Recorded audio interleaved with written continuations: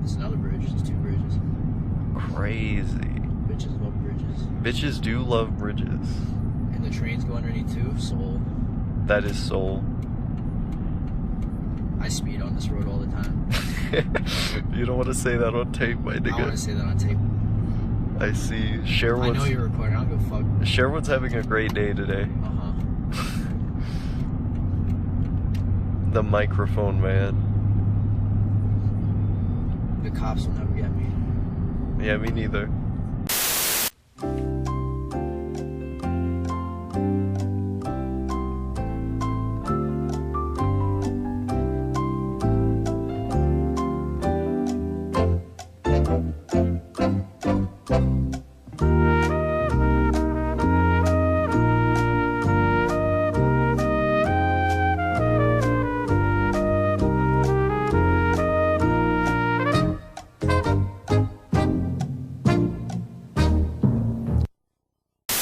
Otaku can roughly be defined as having the least shallow relationship with the media one consumes or interest one partakes in. Where the norm is to partake in a given interest in a manner that is constrained to the expectations of society, otaku seeks to subvert that trend, opting for engagement that is wholly entrenched in the meta of said interest, so firmly entrenched that stretches of weeks, if not years, if not lifetimes dedicated to the interest subsume the otaku's existence. Otaku is not watered down for the broadest general audience. Otaku is by definition a niche, as it can exist in no other form. Otaku is soul. As otaku, we strive to rid ourselves of soulless activity. It's a quiet day here in the Minecraft flatland known as Wyoming. It's about 7 o'clock at the time of recording. It certainly doesn't look like it, because summers out here tend to be like summers in the desert, in spite of the fact that I'm on the prairie. I'm not actually in the desert. I was about to dox myself there for a moment. We're out here on the prairies. The prairies of a literal Minecraft flat land. And it would seem that the folks over here in the train yard are doing something with the train. I assume trying to get it ready to get moving. I encountered a couple snake holes on the way down here. I was surprised to see that, because snake holes are something I would typically associate with being in the South, due to just how many odd insects and snakes you'd find there. It seemed like something unique to that particular biome. I mean, I realized that they're in the northeast of the states as well, but generally around here I don't encounter anything like that. And I don't encounter scorpions either, which you know, if you go down further a bit, out here, out west, you'd find scorpions. I know I saw some when I lived in Oklahoma, but it seems like this place in general is desolate when it comes to snakes and spiders. Is that a bobcat? I feel like I see a bobcat over there. I don't know if that's like a stray cat or if that's a fucking no, it looks like a bobcat. Well, it's running away from me, whatever it is. Hopefully I don't get attacked. Didn't bring a gun with me this time. It would be less than ideal to be attacked by a bobcat on the way out here. Hopefully it's a normal cat. Oh, this is one of the great things about this state, is that you can have a gun on you.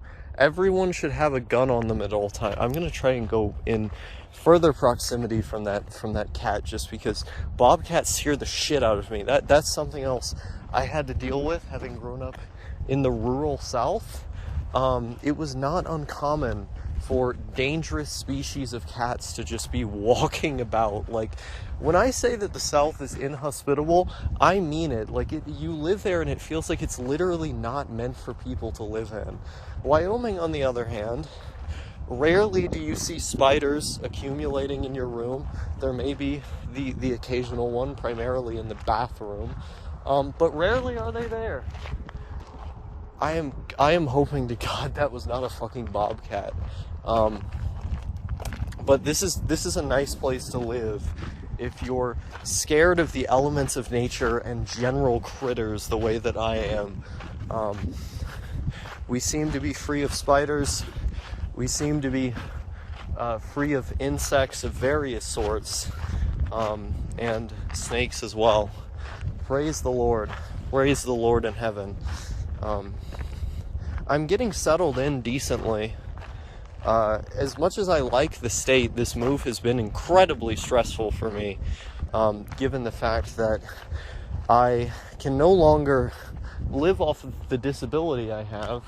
Part of the bargain of coming here was that I wouldn't be on it, due to the fact that my payee is my father, and the government gives me money on the basis that I am not able to work, and I am not able to work on the basis that I can't take care of myself. Ergo, the money goes to a representative payee who is responsible for taking care of me. So for those reasons, I cannot come here with an income of my own. I have, whoa, oh shit, I just saw a critter. Either that or I hallucinated majorly big. There's too many fucking cats out here, bro. I don't know what the fuck that was, if that was like a giant ass lizard or something, that scared the shit out of me. I'm quickly realizing my claims about no critters in Wyoming may be dubious. I come out here to talk about that exact topic, and then the moment that I get to talking about it, I get the shit scared out of me by critters. Regardless, that's the gambit. You leave, and the income you were making independently does not follow you, so to say. So I have to wage. It's helpful that I am living with a friend of mine, a fellow YouTuber who you have may or may not have seen some of his content.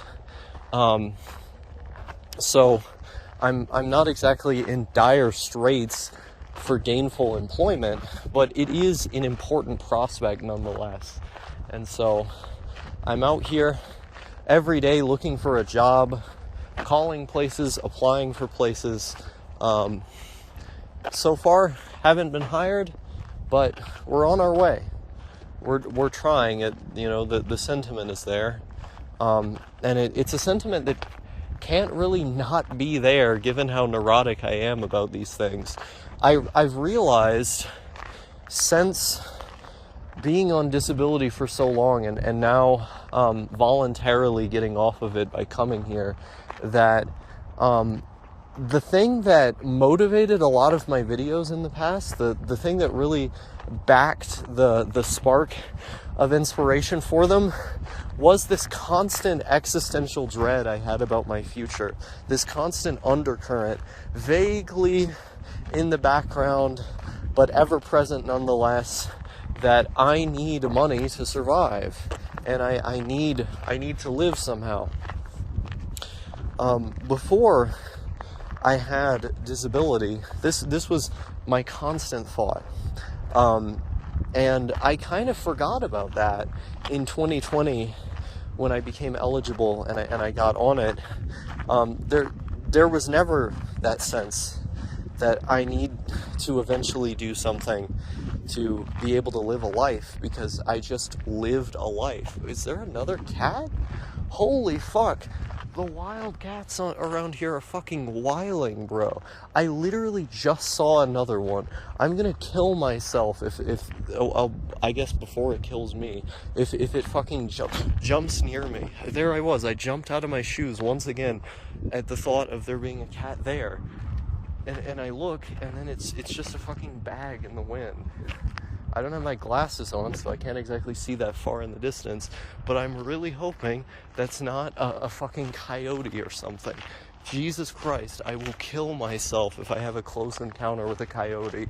For all I know, it could be an imported kangaroo. It could be God fucking with me as soon as I reach some semblance of stability somewhere. Emotionally, that is. Financially, I was fine back at home. But I digress. I'm gonna fucking kill myself if that cat comes near me. I swear to fucking God. You know, the point being, the thing that inspired a lot of my old videos was always worrying that I would not have a livelihood. Am I hearing a snake? Okay. This is how I am when I go outside, by the way, just constantly mired in the elements as a sort of recurrent anxiety. This is what being a hikikomori for like more than half a decade does to someone. I was constantly worried about money and about what I do in the future. And this has generally always been the case throughout my life. Like, I remember skipping school as a kid or cheating on my assignments and then thinking, if I don't get the fundamentals down, I'm not going to be able to pass high school and go to college. And if I don't do those things, then I'm basically fucked for life, because if you can't get a job, you can't eat and you have to be homeless. So this was a fear that I had, even when I was like 7, 8 years old, because it had been drilled into my head that you needed money to live, of course. And this was one of the first like personal traumas I had that wasn't like directly put upon me. This was more of like a intellectual or existential trauma, something I had to think about in order to really be frightened by, not like something someone does to you. And I still cheated on a lot of my assignments growing up, in spite of the fact that I was always worried about this. I still cut corners wherever I could, to the point where I really didn't learn a lot of the fundamentals growing up. And I did this while being so consumed by anxiety about the future that it felt like it in an inadvertent way actually made it impossible to do things. I was thinking so much about doing things that it was like I couldn't do them.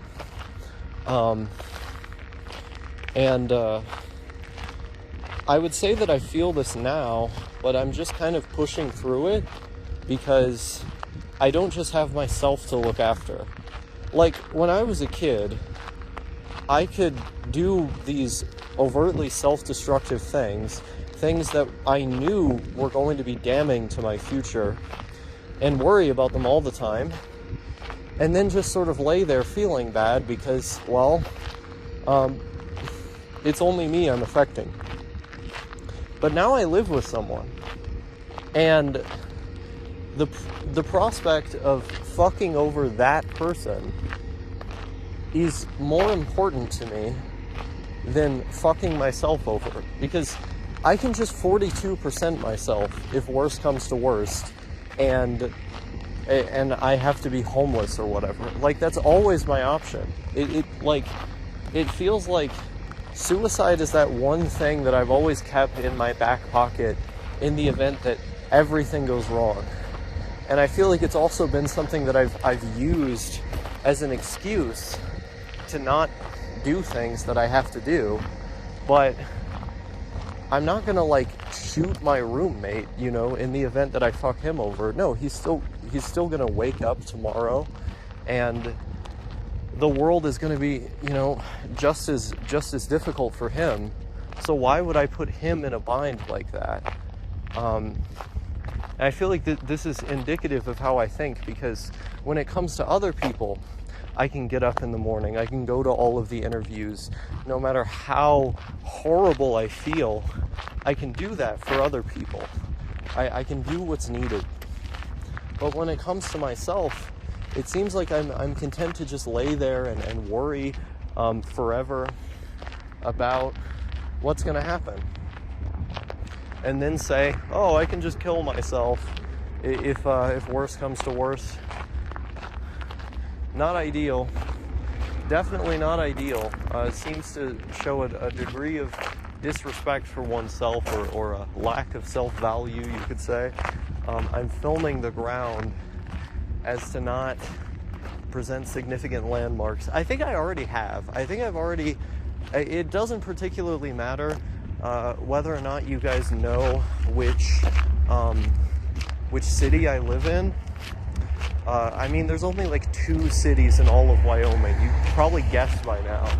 But I like keeping the aura of mystery for now. No, when it comes to people that I know, people who rely on me, it's easier to be motivated than to do things solely for myself. This has only become more... Oh, wait a minute.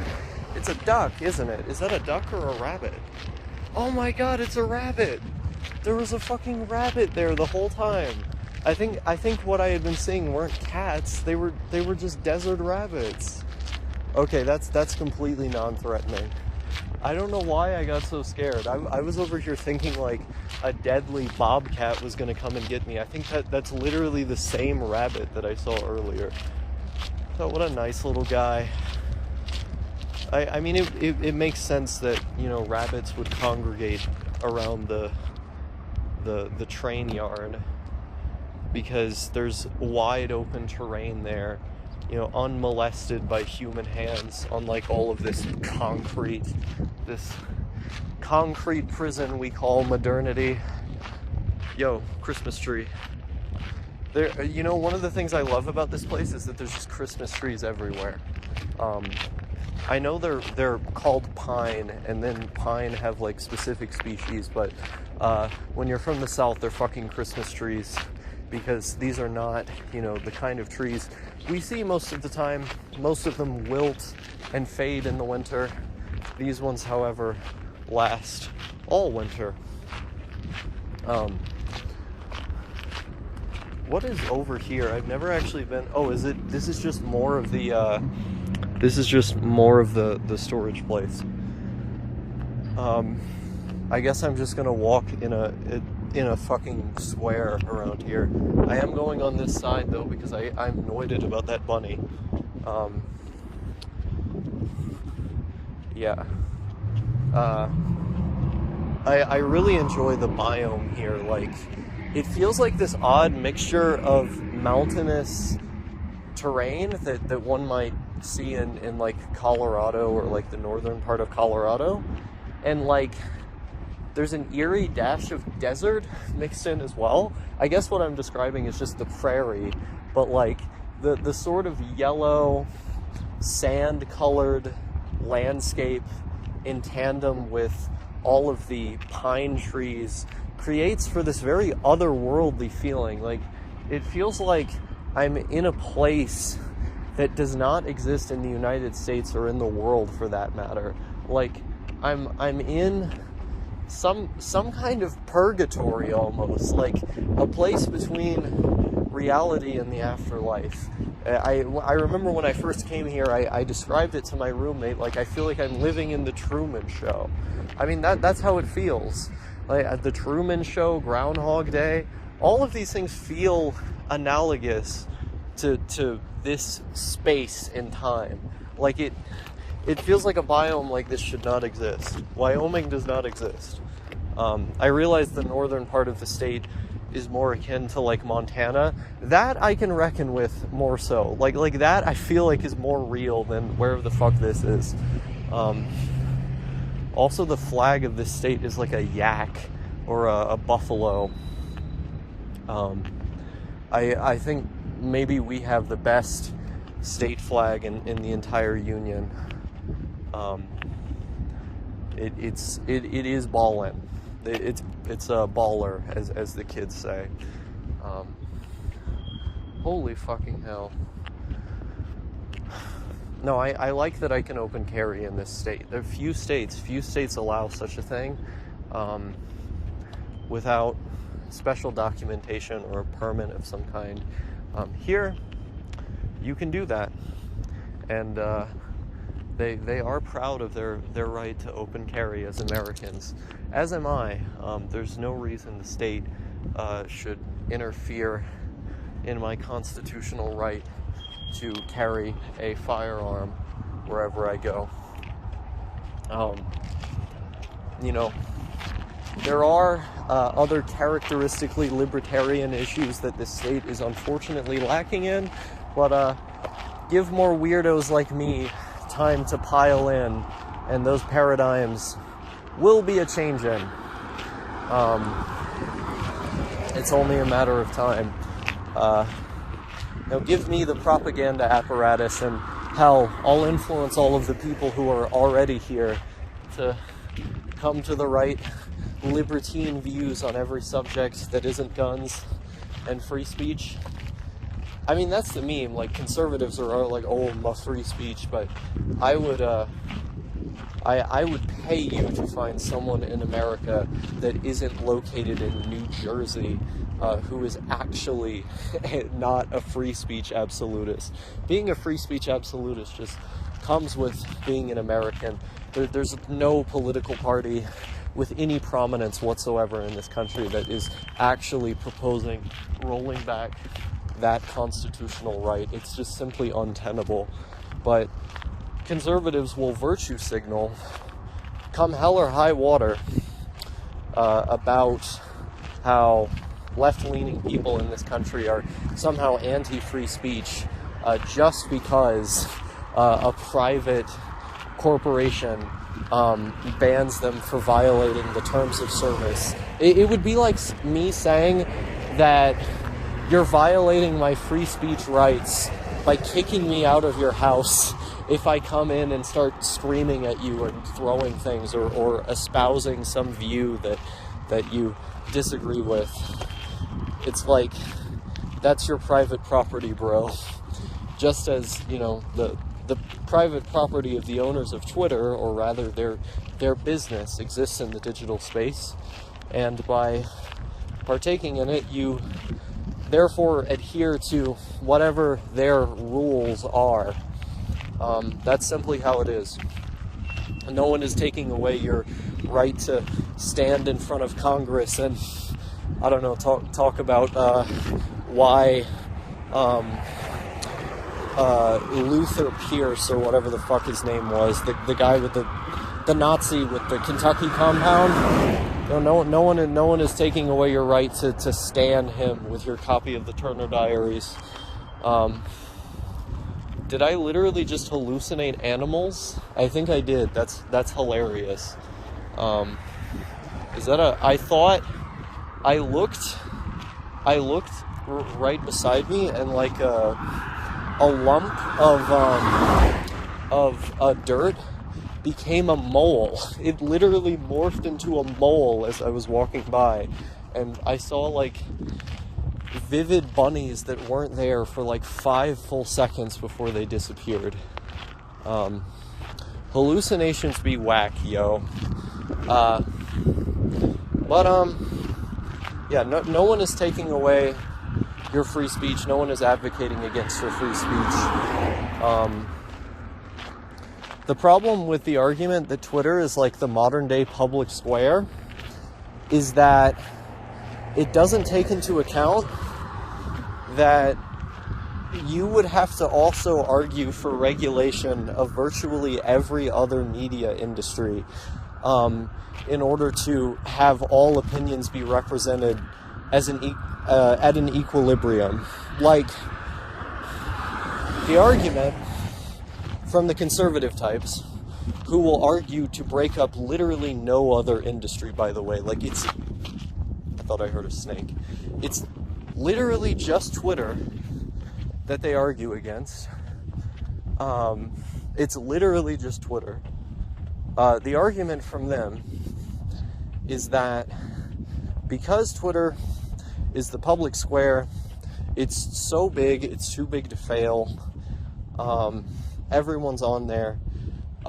We have to break it up and have it subject to regulations that would, make it adhere to certain things in the Constitution, like free speech.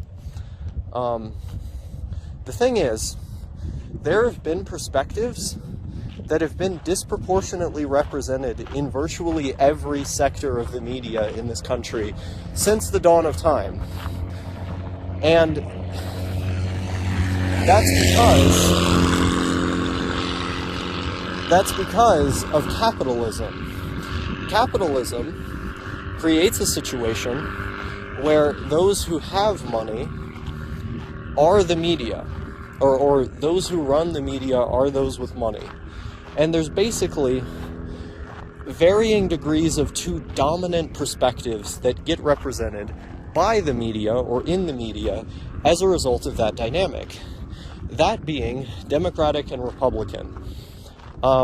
Pretty much wherever you go, any newspaper, you look at the headlines and that's the perspective that's going to be represented.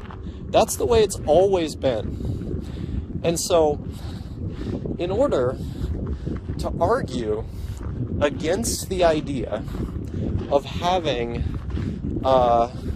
monopolistic media conglomerates, or to even argue that they exist because one view is disproportionately represented over another, is to argue itself against capitalism. And I'm not an anti-capitalist. You know, I'm for the market in many respects. I like the idea of worker cooperatives as a sort of libertarian aspiration. But in order to be consistent, if you actually believe that a private company like Twitter should be subject to government regulation and broken up due to its influence on the media and on the everyday American's perspective, you also have to believe that there exists a similar propaganda apparatus filtering out other perspectives, making them unequal, etc., in traditional media, and that it's always been that way. But this is the territory that conservatives refuse to cede to the anti-capitalists because they're not genuine in their anti-corporate opinions. They simply use the rhetoric or the language of being against corporations because they don't like being banned on Twitter. It's an emotional reaction rather than a principled one. And so, they argue against Twitter and for regulation only because it would benefit them. They would not do the same if it were progressives being banned by the company, and they don't do the same when it's progressives being banned by the company, unless they're like particularly good at optics or something, but even then they don't genuinely care. Isn't that a beautiful sight? So, in conclusion, fuck people who complain about Twitter. I'm tired of hearing about it. Unless you're like a Kyle Kalinske or whatever and you believe in like manufacturing consent and want to break up everybody else too, and I don't know, nationalize certain industries. That's the only way to be consistent about it. This was supposed to be a video about why I'm white-pilled about Wyoming, but what I ended up realizing is I have way too much to talk about because I never make videos. Funny, that one. You know, another thing about this state is how cold it gets as a result of the wind. You get, 26, 28 mile an hour wind at times, and if it were 70 degree weather, that wouldn't be so bad. But dear Lord, it makes 55 feel like 45. In the summertime, people are always praying for a breeze. And then they go, oh my God, it's so hot outside. I need a breeze to fulfill my lungs, or whatever. And and then a breeze comes, and they're like, oh my God, wow, a breeze. Thank the Lord in heaven that a breeze has blessed me on this fine day. You know, that's what I would hear back in the South. But if you think I'm praying for a breeze in this here town, I've got a bridge to sell you. Because the quicker God makes the windmills stop turning is the quicker I start praying to the Lord in heaven and dedicating the entirety of myself to Him. Maybe I am gonna 42% myself in this fucking climate. I don't know.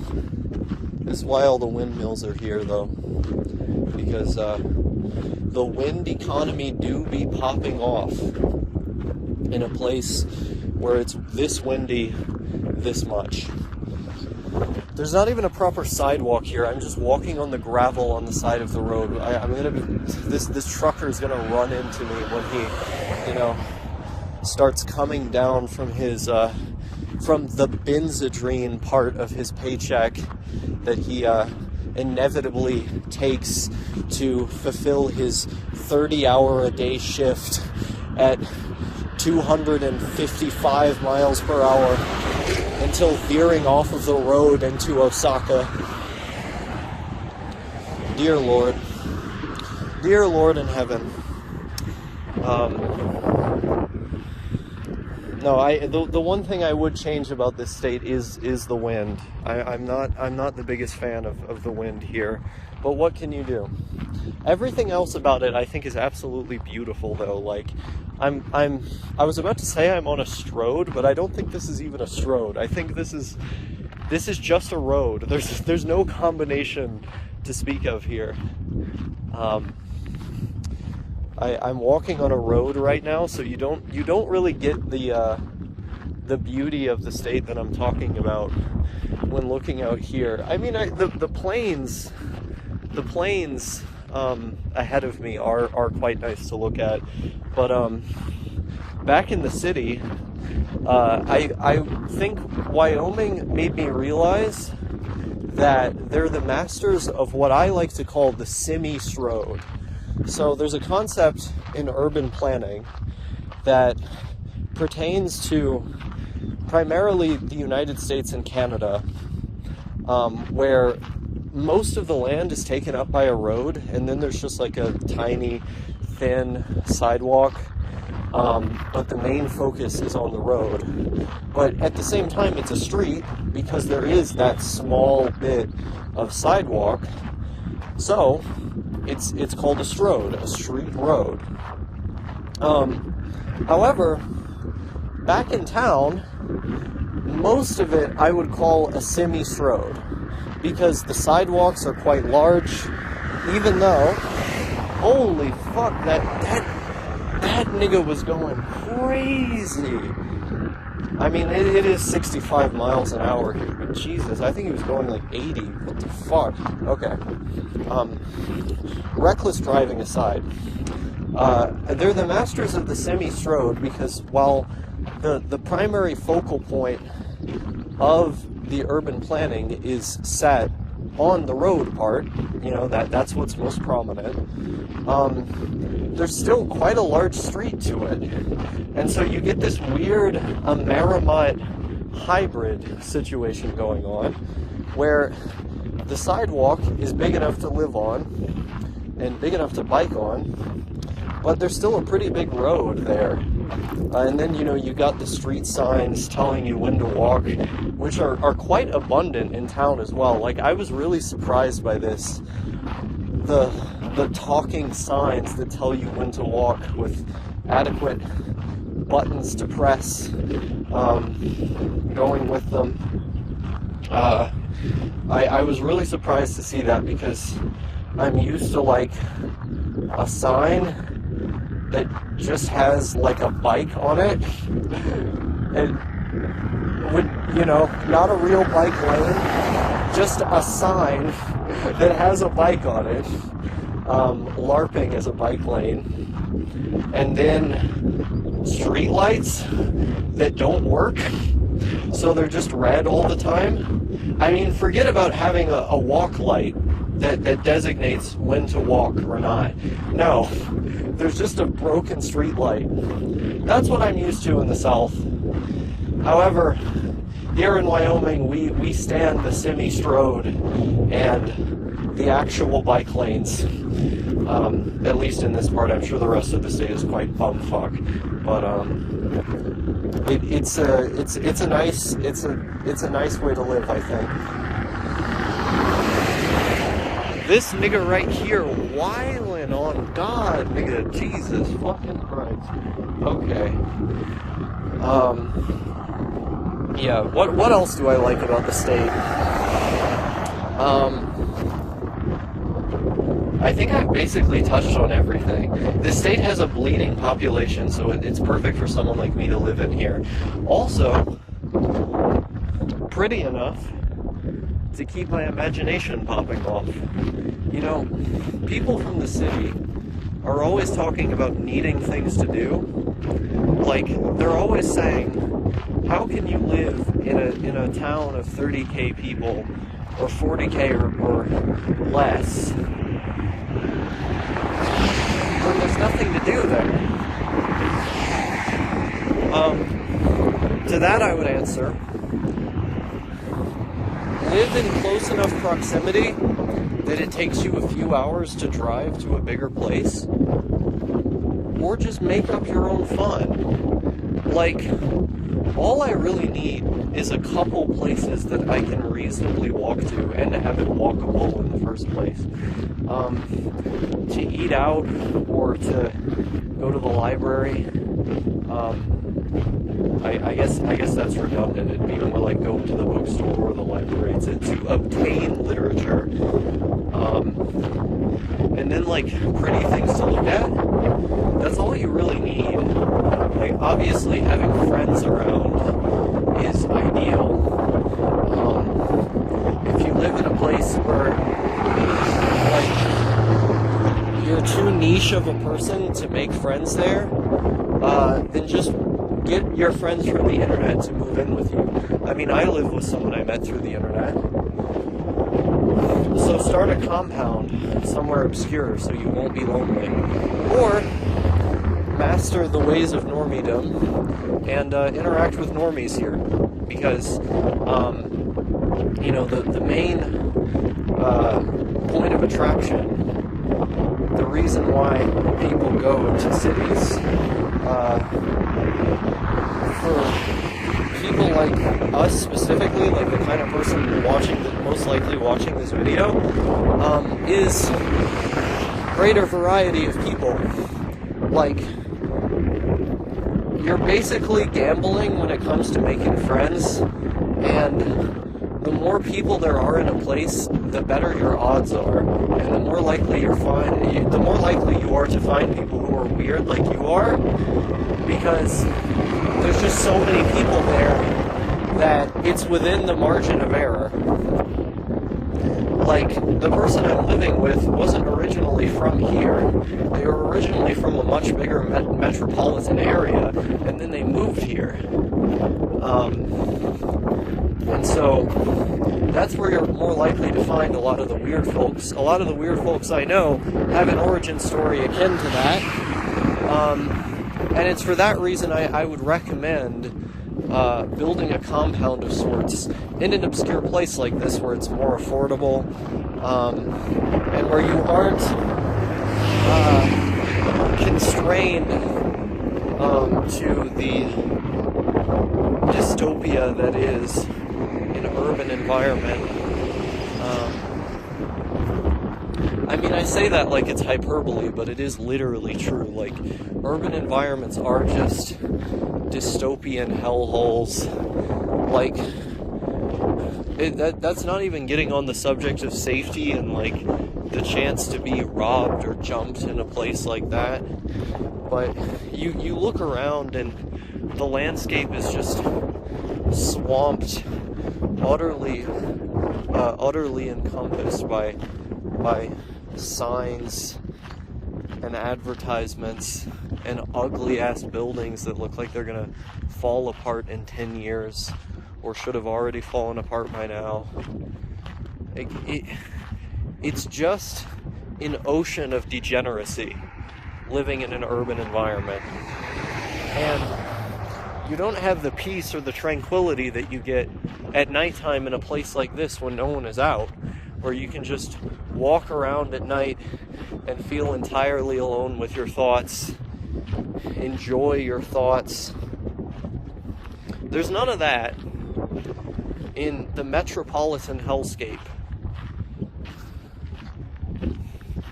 But we live in the beautiful state of Wyoming, the great state of Wyoming.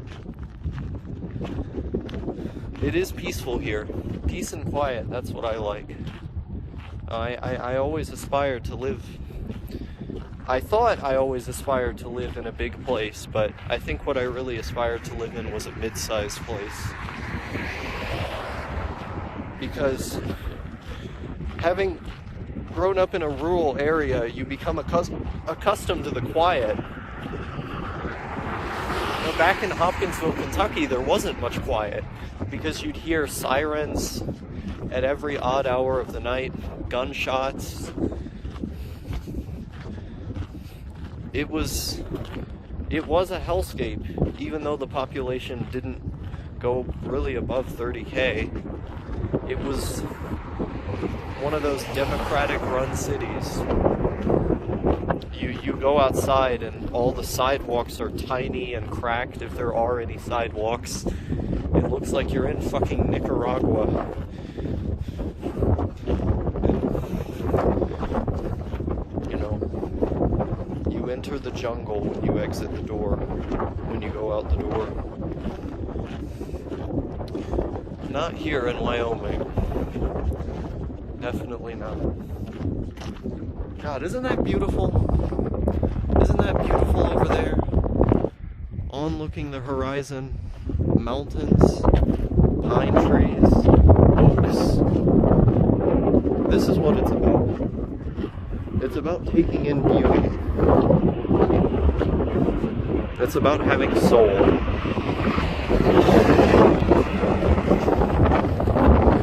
The wind really is picking up. I should have worn a coat.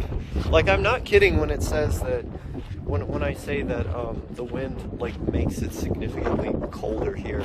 You can't actually look at the weather and then go outside and expect it to be a certain way as a result of the weather. You have to account for how windy it will inevitably constantly be. That's not fun. But what can you do? I've shown enough landmarks in this video that eventually I'll probably just say where I am. It's not like I've been anywhere near my neighborhood in this video, so, like, you know, no one's gonna do a doxing of Osaka anytime soon. I mean, who the hell would? Like, what better things do people have to do, right? Probably something better than that. I'm not even a tranny anymore. You know, you dox trannies for being, according to you, subhuman or whatever. But, if I'm not a tranny, that means I'm not subhuman, okay? What else do I like about Wyoming? I mean, on my second channel, I talked about how polite the drivers are. The people here are, like, actually experienced in driving. And the pedestrian comes first when you're walking. That's new. I'm not used to that.